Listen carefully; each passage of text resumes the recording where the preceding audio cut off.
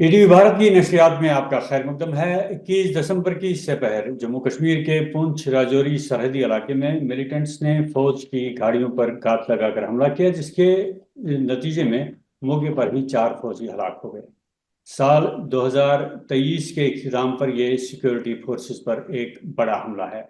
2019 में जम्मू कश्मीर की खुसूसी आईनी हैसियत खत्म होने के बाद मरकजी हुकूमत का दावा है कि जम्मू कश्मीर में सलामती सूरत हाल बहुत हद तक बेहतर हुई है।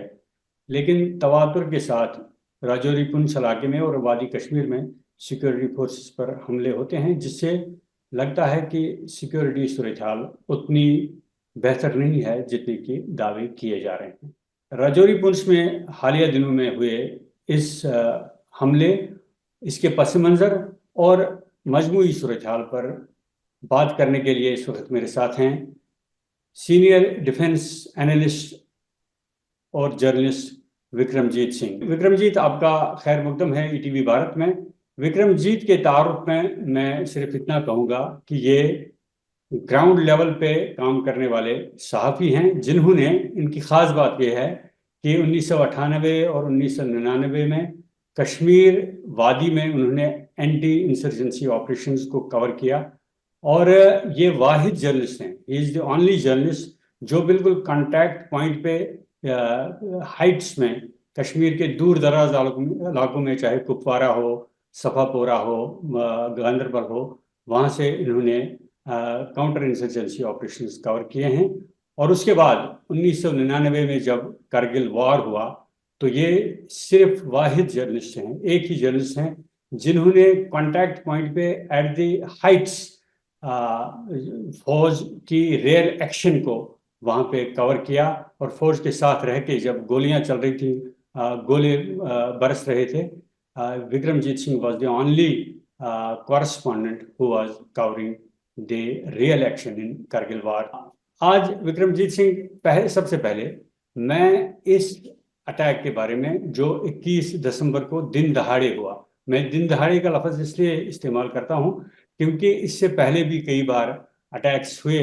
इंसर्जेंट्स जब अटैक करते हैं तो रात के अंधेरे का फ़ायदा उठा के भाग जाते थे, लेकिन ये एक डिफरेंट काइंड का एनकाउंटर है, अटैक है। तो काफ़ी कैजुअलिटीज़ हुई हैं, मौके पर ही 4 फौजियों की हलाकत हुई, और ये भी कहा जाता है कि म्यूटिलेटेड बॉडीज़ थी। और उसके बाद जो उनके वेपन्स हैं वो स्नैच किए गए हैं। और आज 7वां दिन है, कल डिफेंस मिनिस्टर वहाँ पे थे, आज 7वां दिन है, लेकिन उसके बावजूद भी अभी तक उनको ट्रैक डाउन नहीं किया जा सका है। तो आप इस पूरी सूरत हाल को कैसे देखते हैं? ये अटैक्स क्यों हो रहे हैं और कौन लोग हैं जो ये अटैक्स कर रहे हैं, और क्या वाकई में ग्राउंड लेवल पे सिचुएशन वो है जिसके बारे में सिक्योरिटी फोर्सेस, आर्मी या डिफेंस मिनिस्ट्री दावे करती है? खुर्शीद, आपसे फिर मुलाकात करके चर्चा करके एक बहुत मुझे ऑनर है, एक प्रिविलेज है मेरे लिए कि मैं आपके साथ इंटरेक्ट कर सकता हूँ। इस बहुत ही एक सीरियस इशू है ये। जो अटैक हुआ है, एम्बुश इसको हम टेक्निकली कहेंगे, लेटेस्ट, वो एक तो जैसे आपने पॉइंट आउट किया दिन दिहाड़े हुआ। दूसरा, ये अटैक हुआ है जब कोई बैड वेदर नहीं था कि जो टेररिस्ट थे वो बैड वेदर का शेल्टर लेके वो अटैक कर रहे हैं। दिन दिहाड़े in good whether they attack not one vehicle, 2 vehicles. So in my mind जो मेरी समझ है कि ये बहुत ही ज्यादा सीरियस इंसिडेंट है, क्योंकि एक तो टेररिस्ट ने अटैक किया 2 व्हीकल्स को दिन दिहाड़े। उसके बाद terrorist had enough time to steal their weapons. 5 या 4 वेपन इन्होंने शायद लिए। इन्होंने फोटोज ली हैं साइट की, हमारे फौजी गिरे हुए हैं, फोटोज लिए, इतना टाइम था। अपनी फोटो डाली इन्होंने M4 कार्बाइन के साथ जो अफगानिस्तान में अमेरिकन फोर्सेस यूज करती थी, राइट। उसके बाद इन्होंने बेहेडिंग्स करी और म्यूटिलेशंस करी है। एटलीस्ट जो 4 हमारे फौजी किल्ड इन एक्शन है उसमें 2 की हुई। इतना टाइम था इनके पास, और इसका यही मतलब हुआ कि इनको इफेक्टिव रिटेलिएशन काउंटर फायर नहीं पड़ा। उसका यह मतलब हुआ कि इन्होंने पहले जो फर्स्ट मिनट में फायर खोला इन्होंने, इतना इफेक्टिव फायर खोला है कि जो रिस्पॉन्स आना चाहिए था वो आ नहीं सका। और उसके बाद जो दूसरी कहानी शुरू होती है कि 6 दिन हो गए हैं, 6 या 7 दिन हो गए हैं अटैक से, इनका कोई नामो निशान नहीं मिल रहा। इसका यही मतलब हुआ कि टेररिस्ट ने काफी हद तक फिगर आउट कर लिया है कि आर्मी के टैक्टिकल रिस्पॉन्सेज, ऑपरेशनल लेवल कैसे वो रिस्पॉन्ड करेंगे, इन्होंने फिगर आउट कर लिया। और वो इस नॉलेज को या इस अंडरस्टैंडिंग को लेके बहुत ही लीथल अटैक्स कर। अब बात आती है कि ये बंदे कौन थे और इनकी इतनी एक्सपर्टीज जो लग रही है गुरिल्ला वॉरफेयर में।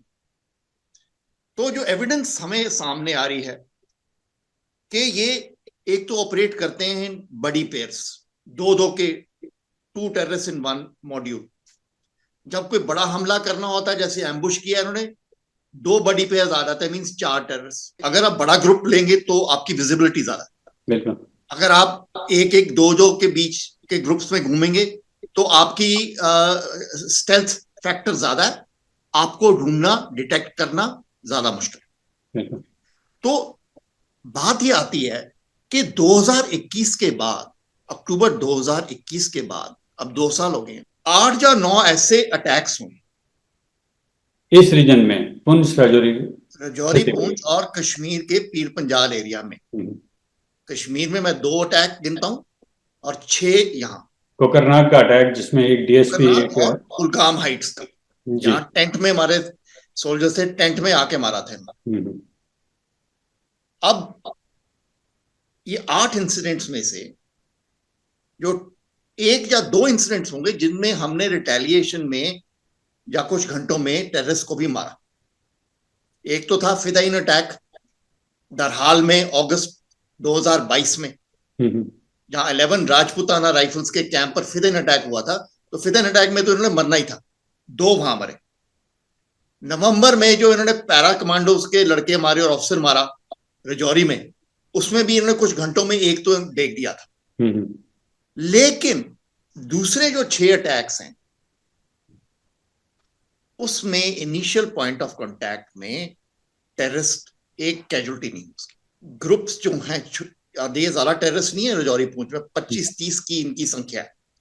बट इनकी जो ट्रेनिंग, इनके जो लेवल ऑफ मोटिवेशन है, इनकी जो ऑडेसिटी जिसे कहते हैं अंग्रेजी में, एक बहुत ही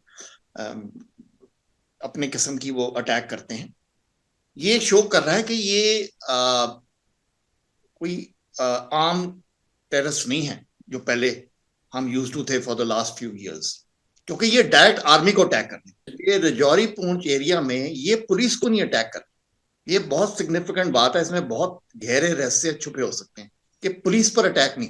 जो फॉर्मर जनरल्स हैं जिन्होंने जम्मू कश्मीर में काउंटर इंसर्जेंसी ऑपरेशंस में हिस्सा लिया है, उनका कहना है कि ये पाकिस्तानी हो सकते हैं या इनकी ट्रेनिंग बड़ी ये सोफिस्टिकेटेड ट्रेनिंग है, या शायद कश्मीरी नहीं हैं, अफगानिस्तान से भी हो सकते हैं। ऐसी भी कुछ रिपोर्ट्स आई हैं। तो आपको क्या लगता है? एक तरफ से ये कहा जाता है कि हमने इन्फिल्ट्रेशन को बंद कर दिया है, अब इन्फिल्ट्रेशन काफी हद तक लेवल उसका गिर गया है, लेकिन दूसरी तरफ से कि इस तरह के हाईली ट्रेन्ड पीपल आए हैं, तो क्या इन्फिल्ट्रेशन जो बंद होने के बारे में जो बातें कही जा रही हैं वो उतनी एक्यूरेट नहीं है? रिस्पॉन्स अपना टू दिस क्वेश्चन 2 हिस्सों में दूंगा और ये बहुत ही क्रूशियल एस्पेक्ट है।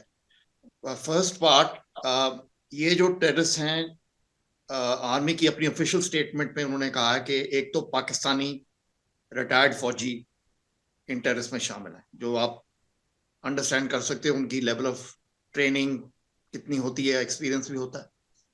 दूसरा, इसमें जो अफगानिस्तान के एक्सपीरियंस वाले टेररिस्ट हैं, जहां पाकिस्तानी आर्मी के फौजियों ने जो वहां लड़े थे with the Taliban against the coalition forces, उनका प्रेजेंस हो सकती है, जहां उन्होंने ट्रेनिंग दी है इन टेररिस्ट को।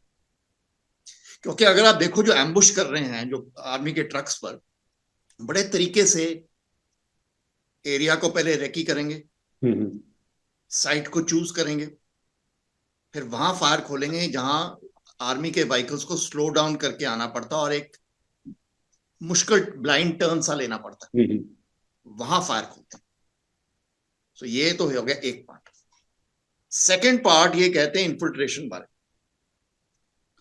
अब हमें इन्फिल्ट्रेशन की जो अंडरस्टैंडिंग है उसको हमने रिवाइज करना है, ठीक से समझना है। इन्फिल्ट्रेशन अब सिर्फ वो नहीं है कि फेंस काट के या फेंस के ऊपर से आगे, जब जा सर्दियों में फेंस स्नो के नीचे जब गिर जाता है, कुछ महीने वो डाउन रहता तो अपॉर्चुनिटी मिल जाती। अब टेररिस्ट जो है वो एक तो सुरंग टनल्स बना के फेंस के नीचे से आ रहे हैं। अभी आप देखो सर्च चल रही है सांबा पूंछ बॉर्डर एरिया में, टनल्स को ढूंढ रहे हैं वो, ये सुरंगों से आ रहे हैं और जा रहे हैं वापस। सेकेंडली टेररिस्ट पंजाब साइड से आ रहे हैं, वहां भी वो टनल्स बना के फेंस के नीचे से वो आ रहे हैं, वहां से वो ट्रक उनके लिए वेट कर रहा होता है, वो ट्रक में छुप के आते हैं। उन्होंने इनकाउंटर्स हुए हैं जम्मू में, जब उन्होंने ट्रक में उन्हें ढूंढा। तो एक तो ये भी इन्फिल्ट्रेशन रूट है। और आर्म्स सप्लाई के लिए ड्रोन्स का यूज भी करते हैं, ड्रोन्स का इस्तेमाल बिल्कुल, और पंजाब से भी आते हैं। तीसरा हो सकता है कि जो जम्मू कश्मीर में लाइन ऑफ कंट्रोल है उसमें काफी हद तक इन्फिल्ट्रेशन को रोकने में कामयाबी मिली हो, लेकिन जो दूसरे एरियाज हैं, टनल्स हैं, नेपाल का रास्ता है या इंटरनेशनल बॉर्डर का, पंजाब और वेस्टर्न बॉर्डर बॉर्डर में जितने भी इलाके हैं, तो वहां से इन्फिल्ट्रेशन को कंट्रोल नहीं। हमें यह बात समझनी है कि पाकिस्तानी इस्टेब्लिशमेंट, आईएसआई और उनकी जो मिलिट्री है और जिहादी नेटवर्क्स हैं, वो अपने आप को कॉन्स्टेंटली अपग्रेड कर रहे हैं टैक्टिकल रिस्पॉन्सेस में। जब उन्होंने देखा फेंस लगा दिया है और इन्फिल्ट्रेशन मुश्किल हो रही है, थर्मल इमेजिंग मिली, यूएवीज आने लगी, बड़ी अच्छी सर्वेलेंस होगी हमारी एयरसी पर, इन्होंने ड्रोन्स का इस्तेमाल करना शुरू कर दिया। उसके बाद इन्होंने टनल्स का इस्तेमाल करना शुरू कर दिया, जिसके साथ जो फेंस है वो इरेलीवेंट हो जाता है। ऊपर की आपकी सर्वेलेंस का क्या फायदा अगर आप नीचे से लेकर।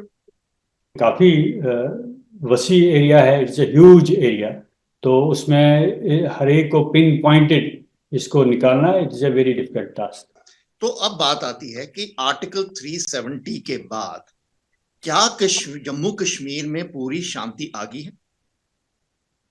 मेरा ये असेसमेंट है कि there are some aspects which are very positive. Kashmir में वायलेंस लेवल्स डिक्लाइन किए हैं, टूरिस्ट आ रहे हैं, नो डाउट, लोगों में भी काफी शांति है। जो बुरहान वानी के टाइम में होता था वो अब नहीं हो रहा है। गवर्नमेंट ने टेररिस्ट के जो ओवरग्राउंड वर्कर्स और फाइनेंशियल स्ट्रक्चर्स हैं उन पर बड़ा जबरदस्त अटैक किया, जो इकोसिस्टम ऑफ टेररिज्म कहते हैं। उस पर गवर्नमेंट ने एक बहुत ही इफेक्टिव क्रैकडाउन और सक्सेसफुल असॉल्ट किया है तोड़ने के लिए। लेकिन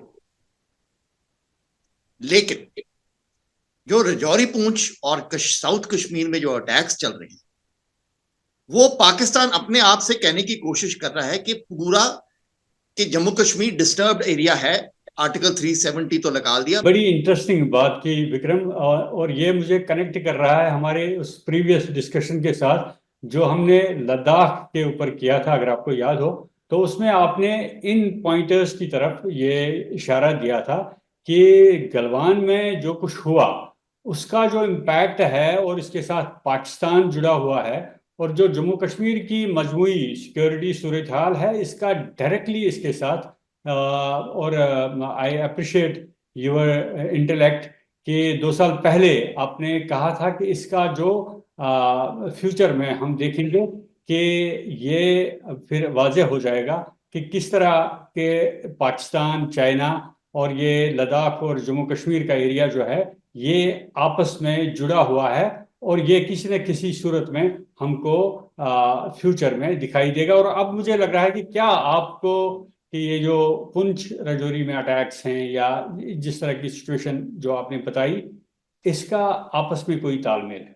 सबसे जो इमीडिएट इम्पैक्ट हुआ है गलवान और ईस्टर्न लद्दाख में चाइनीज आर्मी की जो इन्वेजन काइंड हुई है 2020 में, तो जो इमीडिएट डायरेक्ट इम्पैक्ट हुआ कि हमने आरआर की एक डिवीजन स्ट्रेंथ जो होती है, यूनिफॉर्म फोर्स उसे कहते हैं, उसको हमने रजौरी पूंछ के साउथ के एरिया से उठा के हम गैलवान 2020 जब वो वारदात हुई उसके बाद हमने उन्हें लद्दाख भेज दी। डिप्लॉय तो किया। वहां रजौरी पूंछ के साउथ सदर्न एरियाज में एक बहुत बड़ा गैप पड़ गया, वैक्यूम। जैसे आपको याद होगा कि कारगिल युद्ध जब हुआ था और फिदाइन बहुत हमले किए उन्होंने, सो ये तो इमीडिएट इंपैक्ट हो गया उसका। लेकिन एलएसी पर जो वारदातें हुई हैं और एलओसी पर जो वारदातें चल रही हैं, उसका एक बहुत डीप लिंक है। और वो लिंक ये है कि one of the main reasons, one of the main strategic reasons कि चाइना ने लद्दाख में अपना हमला किया, वो ये था कि जो इंडिया एलओसी पर मिलिट्री प्रेशर बिल्ड कर रही है पाकिस्तान पर, फॉर एग्जाम्पल कि हम पीओके वापस लेंगे, जो पहले स्टेटमेंट्स आती थी हमारे डिफेंस मिनिस्टर साहब की और प्रधानमंत्री जी की और होम मिनिस्टर जी की, तो वो चाइना ने उसको रोकने के लिए एक नवा फ्रंट खोल दिया लद्दाख में इंडिया के। और इसका सबूत क्या है? इसका सबूत ये है कि गैलवान के बाद अगले साल ही 2021 आई थिंक फरवरी में इंडिया पाकिस्तान ने एलओसी पर सीज फायर डिक्लेयर कर दिया, जो अब तक होल्ड कर रहा है बाय एंड लार्ज। सो इसका क्या मतलब हुआ?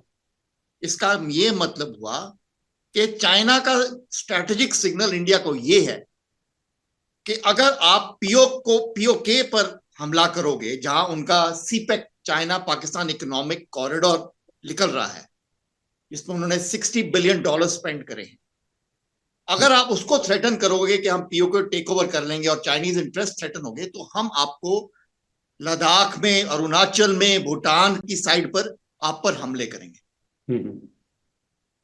और इसका दूसरा सबूत जो मुझे लग रहा है बहुत ही क्लियर है कि हमारे जो नेता हैं आज पावर में, वो पीओके की बात आप बड़ी गोलमोल करते हैं। हाँ, मैं यही पूछने वाला था कि कल राजनाथ सिंह जी जब वहाँ गए, तो अगर हम पास्ट में देखें तो सबसे पहले यही होता था कि पीओके और पाकिस्तान के बारे में बातें की जाती, लेकिन इस अटैक के बाद हमने नॉर्दर्न कमांड की तरफ से जो स्टेटमेंट्स आए हैं या डिफेंस मिनिस्टर की तरफ से स्टेटमेंट आया है, तो इसमें ये एलिमेंट नज़र नहीं आ रहा है। तो it is, do you think it is deliberate? जो आर्मी की ऑफिशियल स्टेटमेंट आ रही है उसमें पाकिस्तान का नाम नहीं ले रहे, जो अटैक्स में शामिल है, सबको पता है। और वो कह भी रहे हैं कि जी पाकिस्तानी फॉरेनर हो सकते हैं, ये हो सकते हैं, बट पाकिस्तान का नाम नहीं ले रहे अपनी स्टेटमेंट में। आप देख लीजिए आर्मी की स्टेटमेंट्स जो आ रही हैं नॉर्दर्न कमांड से। हमारे रक्षा मंत्री जी वो पाकिस्तान का नाम नहीं ले रहे, ना ही उन्होंने इस अटैक्स के ऊपर कोई कमेंट किया पहले। अब आके उन्होंने कमेंट किया जम्मू में, जब वो 3 सिविलियंस मरे, तो उसके बाद रक्षा मंत्री जी आए। उसके पहले भी जो अटैक्स हुए हैं उनमें भी रक्षा मंत्री जी ने पाकिस्तान का कोई नाम नहीं लिया। सो इसका क्या मतलब हुआ? एक समय ऐसे था 5-6 साल पहले कि हमारे नेता बॉर्डर पर जाते थे पाकिस्तान को और ओपनली कहते थे कि आप ध्यान से, हम घुस के मारेंगे। जो हमारे न्यूक्लियर वेपन है वो की दिवाली के लिए नहीं सिर्फ रखे। हमारे जो आर्मी के जो चीफ होते थे वो बात करते थे इंटीग्रेटेड बैटल ग्रुप्स की, जो पाकिस्तान में घुस सके, कब्जा कर लेंगी। हम बात करते थे हम पीओके टेक ओवर हमारा है, हम वापस लेके आएंगे, ये हमारा वादा है लोगों को। आज ये हाल हो गया कि पाकिस्तान का नाम नहीं लेना चाहते of Chinese military pressure on the LAC. और उससे हमारे लिए बहुत ही गंभीर समस्या टू फ्रंट वॉर की खड़ी सामने हमारी आ गई है, क्योंकि आज पाकिस्तानी आर्मी और चाइनीज आर्मी ऑपरेशनल लेवल पर एक हो गए हैं। उनकी बहुत सिनर्जी हो रही है, वो जॉइंट एक्सरसाइजेस कर रहे हैं, उनके वेपन सिस्टम्स कॉमन हो रहे हैं। आईएसआई और पाकिस्तान आर्मी के ऑफिसर्स आज चाइना के सेंट्रल मिलिट्री कमीशन में उनकी परमानेंट डेपुटेशन लगाई हुई, पोस्टिंग है वहां। इंटरनली अगर देखें तो पाकिस्तान में जो पॉलिटिकल लेवल पे बड़ी चेंजेस हुई कि इमरान खान की गवर्नमेंट को डिसमिस करने के बाद जिस तरीके से फौज ने दोबारा वो पाकिस्तान की पॉलिटिक्स पे को फिर से हाईजैक किया, और वो उससे भी ये होता है कि how important army and establishment there is, and how they want that the system should be overpowered by them and they should be at the helm of affairs. पता ही है कुछ हमारे इंडिया में कुछ स्ट्रैटेजिक थिंकिंग, हमारे पुराने जो जर्नैल हैं वो बार बार कहते रहते हैं, कुछ साल बाद कह देंगे अब तो पाकिस्तान खत्म हो गया है, अब तो कश्मीर का कोई थ्रेट नहीं है। अभी कुछ महीने पहले ही जब पाकिस्तान में बहुत आग लगी हुई थी तो कह रहे थे अब पाकिस्तान तो फेल्ड स्टेट है। लेकिन पाकिस्तान फेल्ड स्टेट होगा नहीं होगा ये हमें नहीं पता, पर पाकिस्तान जब तक है उसने इंडिया पर हमले करते रहना है। एंड हमें कभी इस बात पर सो नहीं जाना चाहिए, टू गो इनटू स्लंबर, क्या Pakistan threat is over. Right, ये अगर हम करेंगे तो हम फिर एक दिन सरप्राइज होंगे बुरी तरह। जो राजनाथ सिंह जी गए पुंछ राजौरी और वहाँ पे जो सिविलियंस की डेथ हो गई, which was very unfortunate, and there are allegations कि उनको टॉर्चर के बाद उनकी डेथ हुई है, और उस पे उन्होंने कहा कि अपने शहरियों को, भारतीय शहरियों को हैंडल करने में बड़ी एहतियात लेनी चाहिए। लेकिन ये कुछ जुड़े हुए इंसिडेंट्स हैं कि जो गुजर बकरवाल कम्युनिटी को ये इट वाज परपोर्टेड कि they are not anti India people there, तो लेकिन तवातुर से यानी एक के बाद ये इंसिडेंट्स हुए। पहले एक छोटी लड़की का वो रेप हुआ और वो एक बहुत बड़ा इशू बन गया। उसके बाद शुपियान में आमशीपोरा में जिस तरीके से इसी कम्युनिटी से ताल्लुक़ रखने वाले वो लड़कों को, देखिए जैसे राजौरी पूंछ का जो टेरेन है, जहां आर्मी का प्रेजेंस पूरा नहीं हम मेंटेन कर सकते। कश्मीर नहीं है कि फ्लैट लैंड है, विलेजेस हैं, बहुत से लोग हैं, तो आप टेरेस पता चल जाएगी इस घर में बैठा। तो राजौरी पूंछ में टेक्नोलॉजी भी नहीं ज्यादा वर्क करती क्योंकि टेरेन ऐसा है, बहुत झाड़ है, गुफाएं हैं, तो ड्रोन, हेलीकॉप्टर ये सारे जो हैं वो भी नहीं वर्क करते। और इसका क्या सबूत है, 7 दिन हो गए हैं इन्होंने सब लगाया है, हेलीकॉप्टर, ड्रोन, यूएवी, सारा, नाम निशान नहीं है ये 4 उग्र टेररिस्ट ने जिन्होंने आर्मी पर एम्बुश किया। कहां गई टेक्नोलॉजी? इसका यही मतलब है कि जब तक लोग हमें क्रेडिबल प्रिसाइज इंफॉर्मेशन नहीं देंगे कि टेररिस्ट कहां है, हमारी बहुत मुश्किलात है इनको पकड़ने और मारने के लिए। सही। और उल्टा ये है कि अगर लोग, कुछ लोग इनके साथ मिल जाएं तो उनको, हम उग्रवादियों को हमारी मूवमेंट अच्छी तरह पता लगेगी, हमें उनकी मूवमेंट नहीं पता लगेगी। तो ये क्यों है कि कुछ लोग गुज्जर बकरवाल में से इनके साथ मिले हुए हैं, इसकी बहुत डायमेंशंस हैं। आपको पता ही है कि 2003 तक इन कम्युनिटीज ने हमारा साथ दिया और हमने टेररिज्म को वहां से फिनिश कर दिया राजौरी पूंछ से। लेकिन फिर ये क्यों आ रहे हैं, उनको हेल्प क्यों करते हैं कुछ लोग? तो जैसे आपने कहा, आशिमपुरा एनकाउंटर में कैप्टन भूपिंदर सिंह 62 RR के, जिन्होंने कोल्ड ब्लडेड मर्डर करवाया 3 गुज्जर लड़कों का आशिमपुरा साउथ कश्मीर में, उनको आर्म फोर्सेस ट्रिब्यूनल ने बेल दे दी। तो गुज्जर फैमिलीज बच्चों की क्या कह रही हैं कि हमारे बच्चे का कातिल फ्री होकर दिया आपने, यही हमें जस्टिस मिलेगी। जो गुज्जर बकरवाल की एक बड़ी एजिटेशन चल रही है जम्मू में, जो मेन स्ट्रीम मीडिया में ज्यादा नहीं आती, कि पहाड़ी स्टेटस, पहाड़ी वाले लोगों को रिजर्वेशन दे दें। जो गुज्जर बकरवाल को डर है, अप्रीहेंशन है कि हमारी रिजर्वेशन कोटा खट हो जाएगा। फिर जो रोशनी एक्ट इन्होंने लाया, उससे इनको थ्रेट है। फिर वो जो रेप हुआ था बच्ची का, फॉरेस्ट एरिया से इनको निकालने की कोशिश की जा फॉरेस्ट रही एरिया है। से, बल्कि जम्मू में जब उन्होंने एक प्रोटेस्ट करने का अभी लास्ट मंथ हुआ था तो दे वर ऑल डिटेन्ड, उनको नजरबंद कर दिया गया। इट वाज और नॉट। देखिए आपको ये situation from the tactical point of view भी समझनी पड़ेगी अगर आप इसको पूरी तरह समझना चाहते हैं। बिल्कुल। राजौरी पूंछ में जंगल बहुत है, हाइट्स भी हैं, गुफाएं भी हैं, रवीन्स भी है, ब्रोकन टेरेन। तो ये जो गुज्जर बकरवाल लोग अपनी बकरियां लेके जाते हैं तो ये हाइट्स पर घूम रहे होते हैं जंगलों में, वहां आर्मी प्रेजेंस बहुत घट है, तो वहां जो टेररिस्ट है उसकी ज्यादा इन्फ्लुएंस है। कश्मीर में क्या होता था कि गांव थे बड़े, आर्मी का कंपनी ऑपरेटिंग बेस साथ लगा होता था, तो लोगों को हौसला था कि कुछ होगा तो हम आर्मी हमारे साथ बैठी है। लेकिन उन दूर दरार इलाके जंगलों में जहां गुज्जर बकरवाल अपनी बकरियां लेके जाती हैं, वहां तो इनको कोई बचाने वाला नहीं। अगर उग्रवादी टेररिस्ट कहे कि जा तो तुम मेरा काम कर, नहीं तो मैं तुझे गोली मार दूं। उसके ऊपर इन्होंने राजौरी पूंछ रियासी से पूरी डिवीजन निकाल के लद्दाख भेज दी, ट्रूप्स और घट कर दी। अब आ रहे हैं वापस, ब्रिगेड लेके आ रहे हैं, बट वो वैक्यूम तो क्रिएट हो गया था ना। जो एलओसी है राजौरी पूंछ में, वो एक लाइन है।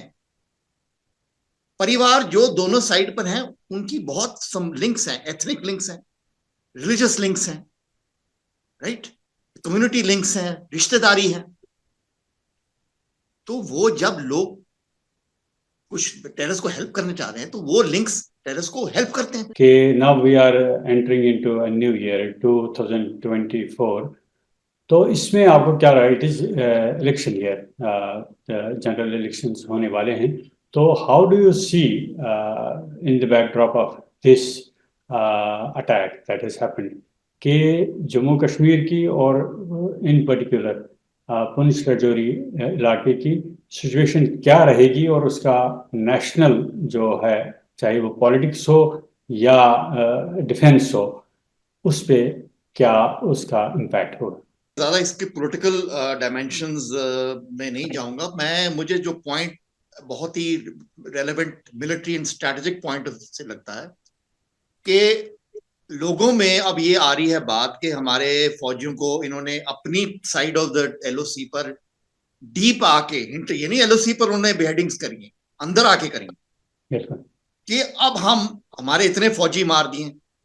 देखो उड़ी में 18 फौजी मारे थे एक अटैक में, पुलवामा में 40 मार दिए थे। लेकिन वो बहुत एलओसी के बहुत क्लोज था। पुलवामा चलो दूर था पर वो बॉम्ब से हुआ। लेकिन अगर आप देखोगे हमारे कितने फौजी मर गए हैं, 5-5 एक अटैक में मर रहे हैं, 40-45 तो इन्हीं 8 अटैक्स में मर गए। रिटेलिएट नहीं करा पाकिस्तान पर, जैसे हमने सर्जिकल स्ट्राइक करी थी, बालाकोट पर एयरफोर्स का हमला, बॉम्ब फेंके थे। तो अब लोगों का एक प्रेशर बिल्डअप हो रहा है कि क्यों नहीं हम पाकिस्तान पर हमला करें, जो जड़ है वो पाकिस्तान, उस पर हम क्यों नहीं हमला करें। तो अब ये देखना है कि जैसी इलेक्शन पास आ रही है और ये प्रेशर बिल्डअप हो रहा है हमारे गवर्नमेंट पर, उसके बाद अगर ये करते हैं तो चाइना का क्या रिएक्शन हो। बड़ा इंटरेस्टिंग आपने इसका एनालॉजी कि जब 2019 का अटैक हुआ था पुलवामा में, इलेक्शन बिल्कुल क्लोज था, और अब लेकिन उस वक्त की जो परिस्थितियां थी, उस वक्त का जो बैकड्रॉप था, it was completely different, and now it is again going towards that elections are very close. तो अब ये देखना है, जो आपने पूरा लद्दाख का कॉन्टेक्स्ट दिया, पाकिस्तान की भी इलेक्शन आ रही है, पाकिस्तान की भी इलेक्शन आ रही है, जो लद्दाख का आपने कॉन्टेक्स्ट दिया कि उससे किस तरह से एक स्ट्रेटजिक शिफ्ट हुआ, तो क्या इसमें गवर्नमेंट ऑफ इंडिया कर सकती है कि जिस तरह से सर्जिकल अटैक्स स्ट्राइक्स हुई थी 2019 में, क्या 2024 में ऐसा एफर्ट कर सकते हैं या नहीं, ये देखने वाली बात होगी। Vikramjit Singh, senior defence analyst, आपने ईटीवी भारत के साथ बात की, आपका बहुत बहुत शुक्रिया।